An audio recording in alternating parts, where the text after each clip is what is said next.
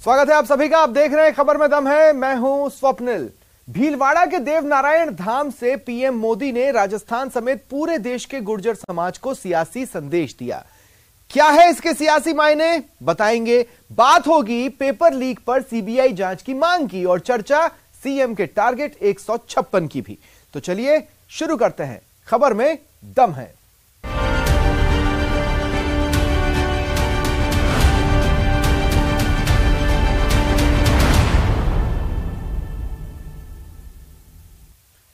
भीलवाड़ा के मालासेरी धाम में गुर्जरों के आराध्य देव भगवान देवनारायण जी की 1111वीं जयंती के मौके पर पीएम ने न सिर्फ शिरकत की बल्कि अपनी इस धार्मिक यात्रा में भी सियासी संदेश दिए।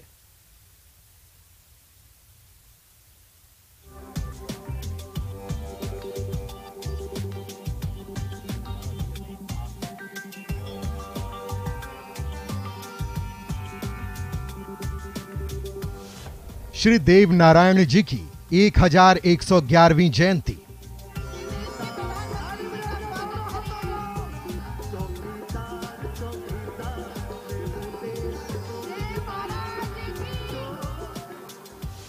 गुर्जरों के आराध्य देव के जयंती समारोह में पीएम। भगवान देवनारायण का अवतरण कमल पर हुआ था और G20 का जो लोगो है उसमें भी कमल के ऊपर पूरी पृथ्वी को बिठाया है। ये भी बड़ा संयोग है और हम तो वो लोग हैं जो पैदाइशी कमल के साथ हुई है। पीएम की धार्मिक यात्रा, सियासी संदेश। गुर्जर समाज शौर्य, पराक्रम और देशभक्ति का पर्याय रहा है। धर्म का मूल है आस्था और विश्वास। ऐसी ही आस्था और विश्वास का केंद्र है पवित्र देवस्थली मालासेरी डोंगरी स्थित भगवान श्री देवनारायण का मंदिर। भीलवाड़ा के मालासुरी डुंगरी में गुर्जर समाज के विश्व प्रसिद्ध तीर्थ भगवान देवनारायण की प्रकट स्थली पर हुए कार्यक्रम में पीएम मोदी की मौजूदगी से सियासी कयासों का जोर है। हालांकि बीजेपी इसे सिर्फ धार्मिक यात्रा बता रही है, लेकिन गुर्जर समाज के आराध्य माने जाने वाले श्री देवनारायण महाराज की 1111वीं जयंती पर पीएम के संबोधन को सियासी माने जाने के पीछे भी इसी साल होने वाले विधानसभा चुनाव भी हैं। बीजेपी के लिए गुर्जर वोट की अहमियत है और गुर्जर समुदाय के लिए उनके आराध्य देव की जन्मस्थली का सर्वांगीण विकास सबसे बड़ा मुद्दा है। क्रांतिवीर भूप सिंह गुर्जर, जिन्हें विजय सिंह पथिक के नाम से जाना जाता है, उनके नेतृत्व में बिजोलिया का किसान आंदोलन आजादी की लड़ाई में एक बड़ी प्रेरणा था।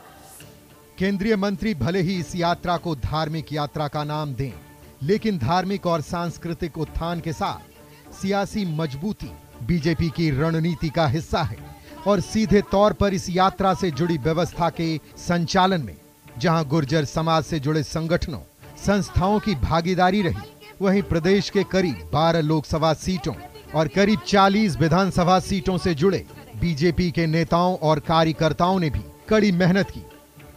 छोटा किसान जो कभी सरकारी मदद के लिए तरसता था, उसे भी पहली बार पीएम किसान सम्मान निधि से सीधी मदद मिल रही है। दरअसल राजस्थान में सत्ता में वापसी के लिए बीजेपी के गुर्जर वोट के जोरदार समर्थक की जरूरत है। खासकर 2018 के चुनाव परिणाम के आकलन के बाद इसकी अहमियत और बढ़ जाती है। राजस्थान में पिछले विधानसभा चुनाव में बीजेपी से एक भी गुर्जर नेता जीत नहीं पाया, जबकि 2018 विधानसभा चुनाव में कांग्रेस से 7 गुर्जर विधायक चुनाव जीते।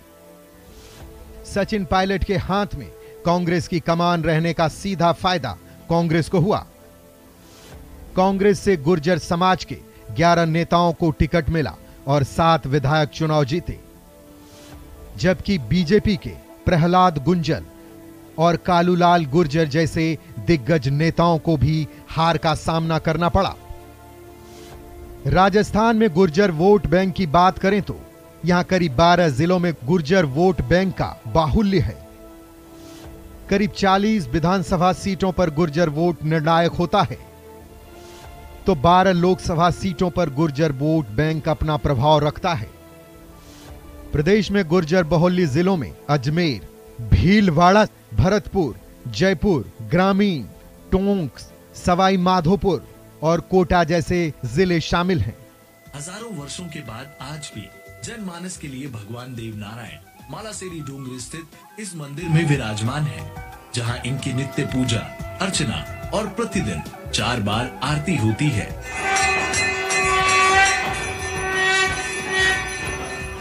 आपको बताते हैं कि कौन है भगवान देव नारायण और क्यों उनकी 1111वीं जयंती को सियासत से जोड़कर देखा जा रहा है। श्री देव नारायण जी का भगवान विष्णु के अवतार के रूप में मान्यता है। गुर्जर समाज के आराध्य माने जाते हैं भगवान देव नारायण। श्री देव नारायण जी लोक देवता के रूप में प्रतिष्ठित हैं। राजस्थान समेत उत्तर प्रदेश, मध्य प्रदेश, हरियाणा, पंजाब के गुर्जर समुदाय में श्री देव नारायण जी पूजे जाते हैं और इस कार्यक्रम में पूरे देश से लोग पहुंचे। और G20 का जो लोगो है उसमें भी कमल के ऊपर पूरी पृथ्वी को बिठाया है। ये भी बड़ा संयोग है। और हम तो वो लोग हैं जो पैदाइशी कमल के साथ हुई है। धार्मिक मान्यताओं के अनुसार भगवान श्री देव नारायण जी का जन्म भीलवाड़ा जिले के आसिंद के मालासेरी गांव में हुआ था। माना जाता है कि उनके पास कई देवीय शक्तियां थीं और उन्होंने कई बार इन शक्तियों का उपयोग करते हुए चमत्कार किए। श्री देव नारायण जी महाराज गौरक्षक थे और उनके पास करीब 1 लाख गाय थीं। उन्होंने 8वीं शताब्दी में अजमेर पर शासन भी किया था। पहले बांसवाड़ा के मानगढ़ धाम में पीएम मोदी की सभा कर आदिवासी समाज में बीजेपी की पैठ की कोशिश हुई और इसका संदेश राजस्थान समेत गुजरात और एमपी तक के आदिवासी समाज को दिया गया। और अब भीलवाड़ा के मालासुरी डूंगरी धाम के जरिए संकेतों में सही लेकिन गुर्जर समाज को संदेश देने की कोशिश से साफ है कि बीजेपी धार्मिक और सांस्कृतिक मजबूती के जरिए अपना जनाधार मजबूत कर रही है। सीधे तौर पर इसे सियासी कार्यक्रम ना भी कहे तो भी इससे सियासी संदेश से तो इनकार नहीं किया जा सकता। पेपर लीक मामला लाखों युवाओं के भविष्य से जुड़ा है, लेकिन अब यह सियासी कुश्ती का जरिया बनता दिख रहा है। विधानसभा चुनाव के मद्देनजर बीजेपी इस मुद्दे को लेकर सरकार पर प्रहार कर रही है, तो जवाब सरकार के पास भी तैयार है।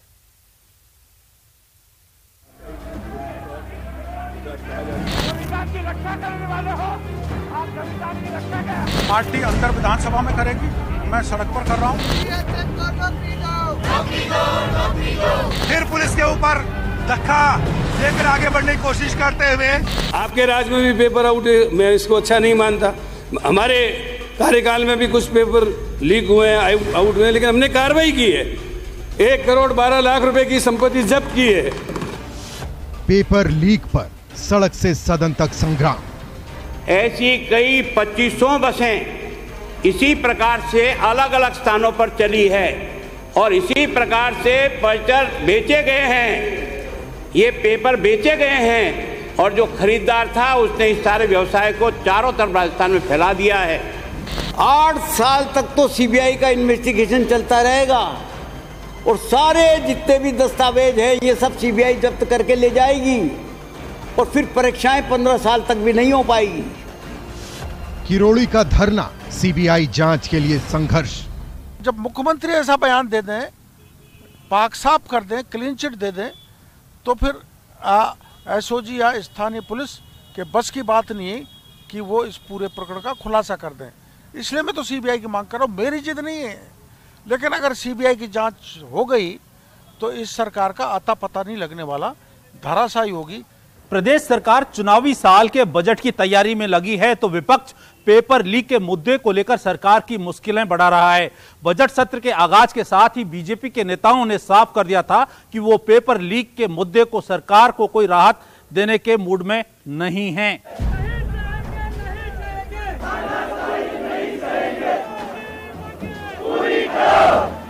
किरोड़ीलाल मीणा अपने समर्थकों के साथ आगे बढ़ते हुए देखेगा। अब किरोड़ीलाल मीणा ने अपने समर्थकों को कहा कि वो यहाँ पर बैठ जाए। मैंने आरपीएससी के लोगों के नाम लिए, मैंने माध्यमिक शिक्षा बोर्ड के नाम लिए हैं, तो एक आध दो को पूछताछ करके एक आध दो को जेल में डाल दिया, और जैसे इनको पेपर मिला तो इनको तो पकड़ लिया, मछली को तो लीक करने वाला मैं हूं, मेरे को नहीं पकड़ा जा रहा, यही मेरा आरोप है। पेपर लीक के मुद्दे को लेकर हमेशा से एक्टिव रहे सांसद किरोड़ीलाल मीणा धरने के जरिए सरकार पर दबाव बना रहे हैं। दौसा से विधानसभा के लिए बेरोजगार आक्रोश रैली निकालकर 24 जनवरी से किरोड़ीलाल मीणा बेरोजगारों के हक में जयपुर आगरा हाईवे पर धरने पर बैठे हैं। केंद्रीय मंत्री संजीव बलियान, उपनेता प्रतिपक्ष राजेंद्र राठौर, विधायक रामलाल शर्मा समेत कई नेता किरोड़ीलाल मीणा के धरने में शामिल हुए, तो बीजेपी के नेता सड़क से सदन तक सरकार की मुश्किलें बढ़ा रहे हैं। 18 महीने में राजस्थान के अंदर 28 परीक्षा हुई, 1 करोड़ 30 लाख अभ्यर्थी उसमें बैठे, और जिन्होंने 400 करोड़ रुपए सिर्फ परीक्षा का शुल्क दिया, और उसमें से 16 पेपरों का अलग अलग परीक्षाओं में आउट हो जाना, और उसके बाद मुख्यमंत्री जी का ये बयान आ जाना कि प्रश्न पत्र लीक होने के अंदर अधिकारी और मंत्री या नेता नहीं है। मैं समझता हूं अपने आप इसकी गंभीरता की बात अपने आप सामने दिखाई दे रही है। पेपर लीक मामले में जांच से पहले ही सीएम गहलोत के अधिकारियों और नेताओं को क्लीन चिट देने से बीजेपी हमलावर है। बीजेपी जहां बेरोजगारों से किए वादों का मुद्दा उठा रही है, तो सीएम का आरोप है कि बीजेपी युवाओं को रोजगार देने में मुश्किल पैदा कर रही है। ये साहस नहीं जुटा पाए बीजेपी वाले, इनमें हिम्मत नहीं थी कि बैठ के सुनते उनको, इसलिए ये सब नाटक किया गया। पेपर लीक का जहाँ तक सवाल है, पेपर लीक की चिंता इनसे ज़्यादा हमें है, क्योंकि अगर हम लोग नौकरी नहीं लगाते तो अलग बात थी। नौकरी हम इतनी लगा रहे हैं जो हिंदुस्तान में किसी राज्य में नहीं लग रही है। जब पीसीसी का चीफ रहे तो घोषणा पत्र तैयार हुआ, तो इसमें इन जवानों की बात कही गई कि इनका पूरा ख्याल रखेंगे, नौकरियों में इनको बेरोजगारी भत्ता भी देंगे। तो नौकरियों को तो आप हालात देख लो, 28,000 ये 93 दिन तक धरना देके गए सीएचए, इनकी नौकरी छीन ली गई। आरपीएससी के अधिकारियों और नेताओं के इस लीक कांड से जुड़े होने की आशंका के कारण मामला गंभीर हो जाता है। वहीं एक ओर सरकार ने सीबीआई जांच से इनकार कर दिया है, तो पेपर लीक के खिलाफ कड़े कानून के बावजूद पेपर लीक के मामले सामने आने के समाधान के तौर पर परीक्षाएं ऑनलाइन आयोजित करने पर विचार हो रहा है। डे टू डे मॉनिटरिंग हो रहा है, और दोषियों को सख्त से सख्त सजा हम दिलवाएंगे, ये हमारा कमिटमेंट है। विद्यार्थियों का भविष्य खराब ना हो, इसके लिए परीक्षा करवा करके उनको भर्ती करेंगे। इसलिए आप सीबीआई की जिद छोड़ो। राजस्थान पुलिस बहुत सक्षम पुलिस है, मैं आपकी सीबीआई की मांग को भी खारिज करता हूँ। जो परीक्षाएं होती है उनमें प्राय ये गैंग जो हैं सक्रिय होकर के पेपर आउट कर देती हैं। उसमें मुख्य रूप से जो लोग इस तरह की संस्थाएं चलाते हैं उनका ज्यादा हाथ रहता है। तो अब इसमें जब मैं ऊर्जा मंत्री था तो मैंने ऑनलाइन एग्जामिनेशन करवाए थे, उसमें कहीं पेपर आउट वगैरह नहीं हुए थे। तो एग्जामिनेशन के सिस्टम को भी सरकार इसका परीक्षण करेगी कि ऑनलाइन एग्जामिनेशन करवा लिया जाए। सरकार की तरफ से आरोपियों के खिलाफ एक्शन भी हो रहा है। सुरेश ढाका और भूपेंद्र सारण की संपत्ति पर एक्शन के बाद बुलडोजर चलाने पर आया लाखों का खर्च भी आरोपियों से वसूला जा रहा है। लेकिन बेरोजगार युवाओं के इंसाफ का इंतजार खत्म होने का नाम नहीं ले रहा। पेपर लीक का मुद्दा सीधे युवाओं से जुड़ा है, जो इसी साल होने वाले विधानसभा चुनाव में किसी भी पार्टी की जीत हार तय करने की सबसे बड़ी भूमिका निभाने वाले हैं। और ऐसे में लगता नहीं कि बीजेपी पेपर लीक के मुद्दे को इतनी आसानी से छोड़ेगी। खासकर जांच रिपोर्ट आने से पहले ही सीएम के अधिकारियों और नेताओं को क्लीन चिट वाले बयान के बाद विपक्ष की नाराजगी बढ़ी है, तो माना जा रहा है कि पेपर लीक कांड की जांच पर भी इसका असर पड़ सकता है। कैमरा पर्सन अविनाश शर्मा के साथ राकेश शर्मा, न्यूज 18 राजस्थान, जयपुर। तो 2023 के लिए जंग शुरू हो चुकी है। अब तक सरकार रिपीट करने का दावा करने वाले मुख्यमंत्री अशोक गहलोत ने पहली बार 200 सीटों में से 156 सीट जीतने का ऐलान कर सियासी सरगर्मी बढ़ा दी है। क्या है सीएम का जीत का टारगेट 156? मुमकिन है या है सियासी शिगुफा? देखिए।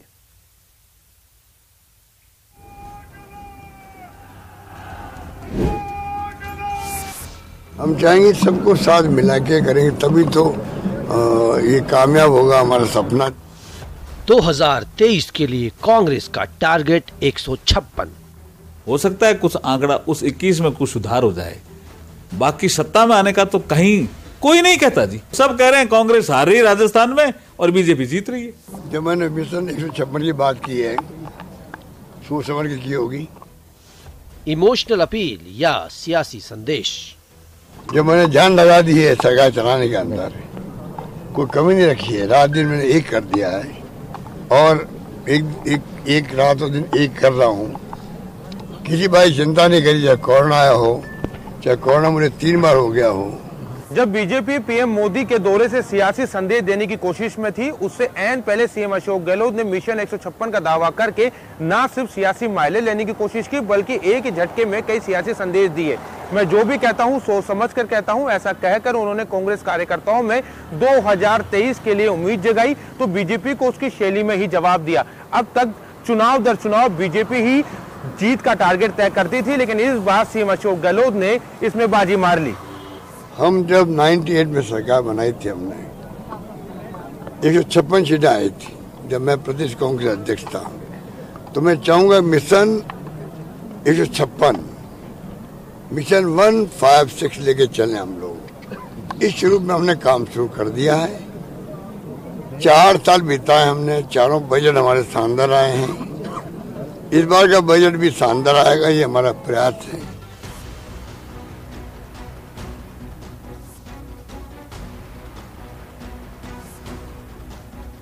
सरकार रिपीट करने के दावे को लेकर सीएम अशोक गहलोत के नए नारे ने प्रदेश की सियासत में नई हलचल पैदा कर दी है। जब बीजेपी 2023 में कांग्रेस को जनता के जवाब की धमकी दे रही है, तब सीएम गहलोत के इस दावे को लेकर कई तरह के सियासी कयास लगाए जाने लगे, क्योंकि अब से पहले सीएम ने कभी भी जीत के साथ सीटों का ऐसा कोई दावा नहीं किया था। तो मुझे लगता है इस बार तो जनता मेरा साथ देगी। पहले एक बार कर्मचारियों ने नाराजगी व्यक्त करी, चुनाव में मरवा दिया, तो मैं उम्मीद करता हूँ इस बार पब्लिक मेरा साथ देगी। 3 टाइम का पता नहीं मेरी अंतरात्मा क्यों कहती है, चाहे हमारी कोई तरह की विपक्ष कमियां बताए, जनता उनको स्वीकार करने वाली नहीं है। हालांकि सीएम का टारगेट 156 का मिशन इम्पॉसिबल तो नहीं ही है, क्योंकि करीब 24 साल पहले यानी 1998 में कांग्रेस इस जादुई आंकड़े तक पहुंच चुकी है। 1998 में कांग्रेस जब सत्ता में आई थी, तब वो 200 में से 153 सीटों पर चुनाव जीती थी। बाद में 3 सीटों पर उपचुनाव में भी जीती। ऐसे में सीटों की संख्या 156 हो गई। ये राजस्थान में कांग्रेस का अब तक का सबसे प्रभावशाली प्रदर्शन रहा। इसलिए सीएम गहलोत चाहते हैं कि कांग्रेस 2023 के अंत में होने वाले चुनावों में भी अपना यही प्रदर्शन दोहराए। हालांकि बीते 24 सालों में 1998 की 156 सीटों जैसा करिश्मा कांग्रेस कभी दोहरा नहीं पाई। सीएम गहलोत के मिशन 156 में सबसे बड़ी बाधा राजस्थान की राजनीतिक तासीर भी है। साल 1993 से लेकर 2023 तक के पिछले 30 सालों में राजस्थान में किसी पार्टी की सरकार रिपीट नहीं हुई है। 1993 में भैरव सिंह शेखावत की सरकार थी, जो 1998 में सत्ता में वापसी नहीं कर सकी। अगर कांग्रेस सरकार के प्रदर्शन की ही बात करें तो 98 में जबरदस्त रिकॉर्ड वाली कांग्रेस पार्टी 2003 के विधानसभा चुनाव में सिर्फ 56 सीटों पर सिमट गई। लेकिन 120 सीट लाने वाली बीजेपी 2008 का चुनाव नहीं जीत सकी। 2008 के चुनाव में कांग्रेस ने 200 में से 96 सीटें जीतकर सरकार बनाई। तो 2013 में सरकार बीजेपी की बनी और कांग्रेस महज 21 सीटों पर सिमट गई। लेकिन 2018 में 99 सीटें जीतकर राजस्थान में फिर से कांग्रेस की सरकार बनी। हालांकि सीएम के बयान में एक तरह से इमोशनल अपील भी थी, क्योंकि सीएम ने यह भी कहा कि जब तक जिंदा रहूंगा तब तक आपके लिए काम करता रहूंगा। हर चीज में जान लगा रहा हूँ, अपनी अंतिम सांस तक सेवा करूंगा। बार बार बोल रहा हूँ, कुछ सोच के बोलता हूँ। मैं बिना सोचे कोई बात नहीं बोलता हूँ। मेरे को गॉड गिफ्ट है, मैं बोलता हूँ दिल की आवाज जुबान पे आती है, इसलिए बोल रहा हूँ। तो मुझे लगता है इस बार तो जनता मेरा साथ देगी। अब सीएम के इस बयान के पीछे की रणनीति के बारे में कहना तो कुछ भी मुश्किल है, लेकिन जानकार बताते हैं कि सीएम गहलोत का ये पलटवार है, क्योंकि कुछ वक्त से सीएम युवाओं और किसानों के मुद्दे पर घिरते रहे हैं, तो भ्रष्टाचार के खिलाफ एक्शन को लेकर भी सवाल उठे। लोगों ने पिछले सत्र में एक विधेयक पास भी किया था, तो मैंने कहा कानून हमने पास किए हैं, सब सेफगार्ड्स भी हैं, लेकिन बार बार पुनरावृत्ति हो रही है। इसका तो कोई इलाज ढूंढना पड़ेगा, और इसका जो मास्टरमाइंड है या कौन ऐसे ताकतवर लोग हैं, मैं नहीं जानता हूँ कौन है, कहाँ है, लेकिन कोई ना कोई तो होगा ही। तो उन लोगों को सबक सिखाकर एक उदाहरण प्रस्तुत करना चाहिए, ताकि आगे कोई दुस्साहस ना कर सके। उम्मीद करता था कि इन पिछले 3-4 सालों में हम कुछ ठोस कार्रवाई करते, और मैं फिर कहता हूँ प्रतिशोध की भावना नहीं है, कोई रिवेंजफुल एक्टिविटी नहीं करनी, बदला नहीं लेना किसी से, लेकिन जो प्रमाणित जो घोटाले थे उस पर तो कार्रवाई करते और दोषियों को सजा मिलती तो बेहतर रहता। वहीं प्रदेश प्रभारी सुखजिंदर सिंह रंधावा ने पार्टी के सभी नेताओं को बयानबाजी से दूर रहने की 2 टूक नसीहत दी है। रंधावा ने कहा कि पार्टी है तो आप लीडर हो, कांग्रेस के बाहर आपकी लीडरशिप को कोई नहीं पूछेगा। आप लीडर बनो तो जो काम करेगा वो ही लीडर बनेगा। जो मैंने कहा है कि अगर आप कहते हैं कि हमें जो लीडर नहीं पूछते, मैंने कहा आप लीडर बन जाओ, वो आपके पीछे घूमेंगे, आप भी टिकट के दावेदार बन सकते हो। जो काम करेगा उसका काम देखा जाएगा, परफॉर्मेंस देखी जाएगी, हर एमएलए की, मंत्री की भी परफॉर्मेंस देखी जाएगी, उनकी कुंडली जो है उसको पूरी तरह देखा जाएगा, क्या उन्होंने काम किए हैं, लोग उनके साथ हैं, उनके इलाके के लोग हैं, उनकी पूरी सर्वे टीम हमारी पहुंच गई है। सर्वे हर एरिया में, हर कंस्टिट्यूएंसी में सर्वे ऑलरेडी हमने स्टार्ट कर दिया। साल 2023 के चुनावी समर में कोई भी कोर कसर छोड़ने को तैयार नहीं है। कांग्रेस भले ही 30 साल के सियासी रिवाज को बदलने का दावा कर रही हो, लेकिन हालात उसके अनुकूल नहीं है। युवा, भ्रष्टाचार, बेरोजगारी और कानून व्यवस्था से जुड़े मुद्दे सवाल तो खड़े कर ही रही हैं। ऐसे में एक ही रास्ता चुनाव में जीतने का बचता है, वो है एकजुटता। और शायद गहलोत का ये बयान अंदरूनी सियासत से लेकर आलाकमान को यही संदेश देने की कोशिश कर रहा है। कैमरा पर्सन शेर सिंह के साथ सचिन कुमार, न्यूज़ 18 जयपुर।